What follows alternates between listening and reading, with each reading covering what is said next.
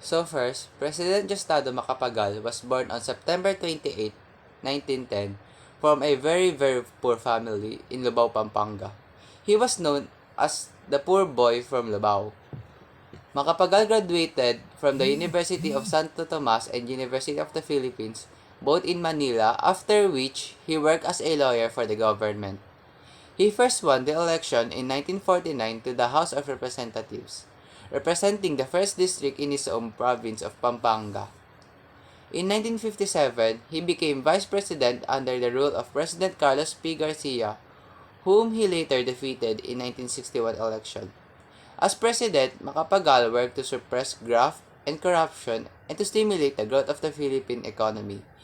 He introduced the first land reform law, placed the peso on the free currency exchange market, and liberalized foreign exchange and import controls. Many of his reforms, however, were crippled by a Congress dominated by the rival Nacionalista Party.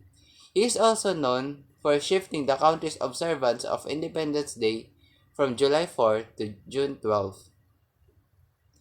He stood for re-election in 1965 but was defeated by Ferdinand Marcos. So the next president is Carlos P. Garcia. Was born on November 4, 1896 in Talibon, Bohol from a middle-class family that believed in giving children the best education it could afford. Garcia went through the Talibon Elementary School, Cebu High School, Silliman University for his preparatory law, and Philippine Law School, where he obtained his Bachelor of Laws degree. In the school, Garcia was the holder of Malcolm's Scholarship Award for 4 consecutive years. He was among the top-notchers in the bar examination. He taught law in Manila colleges and then resigned to run from Congress in 1925.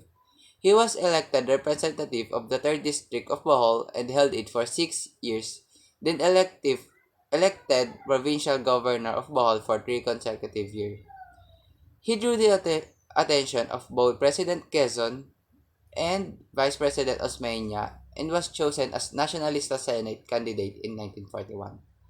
He was elected to the Senate 3 times before being elected Vice President of the Philippines in year 1953, leaving 2 years of his Senate term unfilled. During the war, Garcia led the resistance movement in Bohol, for which he received a citation from the Philippines' late President Manuel L. Quezon. He was President of the Republic from 1957-1961. President Garcia was distinguished chairman of the historic Southeast Asia Treaty Organization, which welded democratic Southeast Asia countries into a defensive military organization for mutual protection against communist aggression. So the third president was Fidel V. Ramos. Was born on March 18, 1928 in Lingayen, Pangasinan, Philippines. He came from a family with a strong military tradition, and his father was a decorated general in the Philippine Army.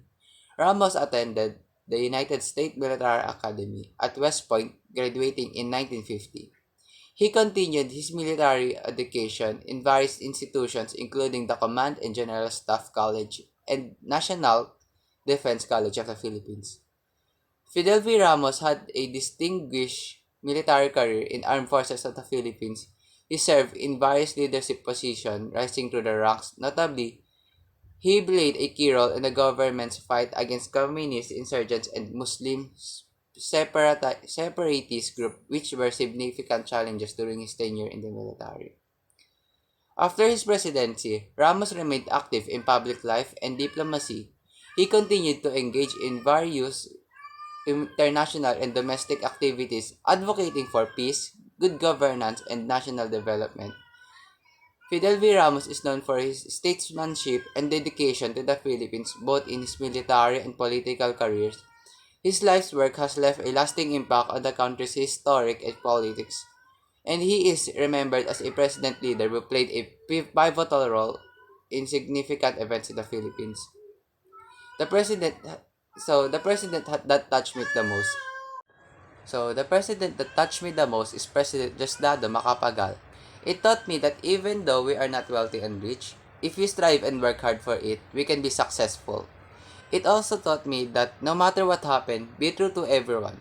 Don't let anyone corrupt you to do unwillingly things to others. And do not be corrupt to others. Be fair and incorruptible.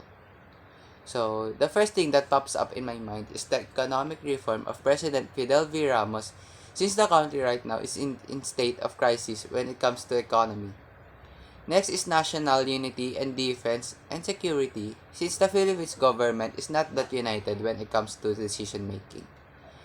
It would be better that national unity be applied. And last is defense and security. Since the Philippines is not much of a safe country, a lot of threats are like lurking and spreading around.